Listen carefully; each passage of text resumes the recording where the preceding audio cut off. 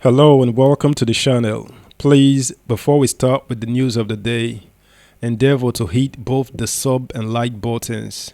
Share and leave a comment below also.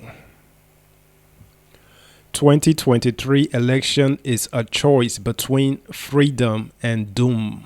Atiku. The presidential candidate of the People's Democratic Party, Atiku Abubakar, has said the 2023 general election isn't just an election, but a choice between freedom from the clutches of the All Progressives Congress or setting doom for Nigeria in their hands. He noted that the countdown to the general campaign is drawing closer, hence the need for Nigerians to be reminded of what lays ahead. Atiku said this in a personalized letter to Nigerians on Sunday. He explained that since the clock for the takeoff of the campaigns will soon begin to tick, it is very important that we use the remaining days to organize our base and establish our strength in all the 176,846 polling units across the country. I know that it is not an easy task, but it will be more worrisome to allow the APC remain in office one more day after May 29th. The election that is ahead of us is a choice between the certainty of a better Nigeria and a promise of failures by APC. It is a choice between freedom and doom, and I trust that you will do your all in ensuring that Nigeria is free from social economic hardship. Recruit your friends as canvassers at the polling units and let's join hands to salvage the country. As one, we can get it done. In a separate statement on the ongoing flooding in some states of the Federation, Atiku urged government to initiate a compre humanitarian assistance for flood victims. He notes that climate change is real. The PDP standard bearer said, "The flooding that has followed torrential downpour in towns and villages in Nigeria, like other places around the globe, confirms this. The damage that has been occasioned on account of the floods are troubling. Public social facilities like schools and hospitals have been impacted.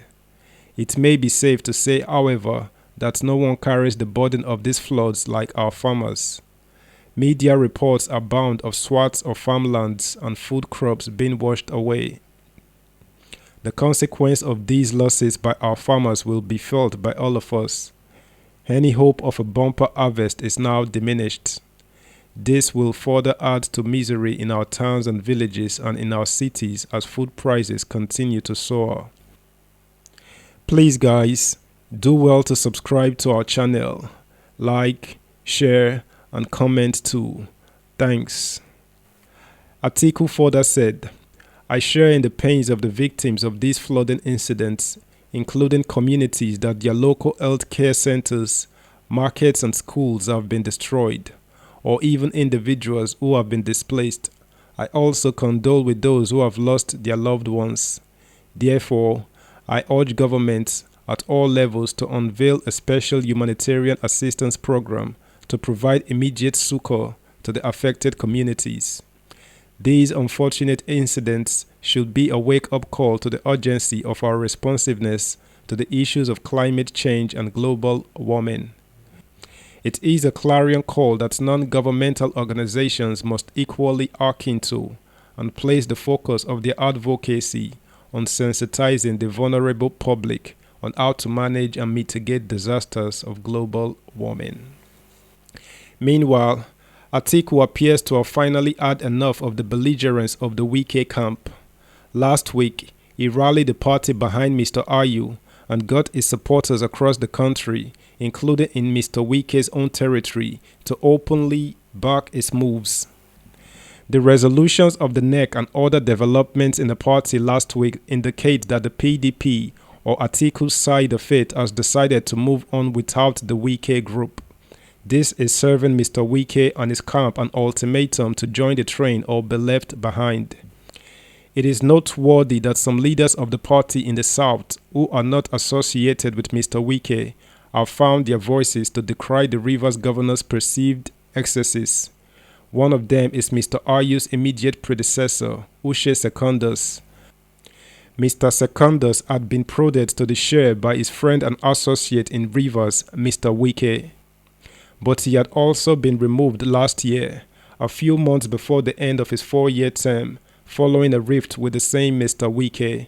For several years now, there had been no love lost between the erstwhile friends. Mr. Seconda's statement may be a signal for others in and outside Rivers who had been tolerating the governor to speak out against isolating him. It may be premature to declare that both sides have crossed the Rubicon. Mr. Ayu last week announced that a delegation of the NWC led by his deputy will be going to Port Harcourt to see the governor. He also assigned Mr. Wabara to see through the reconciliation process. With the campaigns opening in just over 2 weeks, members of Mr. Wike's camp would have to decide quickly whether to cease fire or how far they can go in punishing Atiku without hurting the candidates of the party in their own states. As for Atiku, he has so far refused to give such assurance of the fidelity of voters in his vote-rich state, which had consistently voted for the party by large margins since 1999. Hope you had a great time listening, guys. Until next time, bye.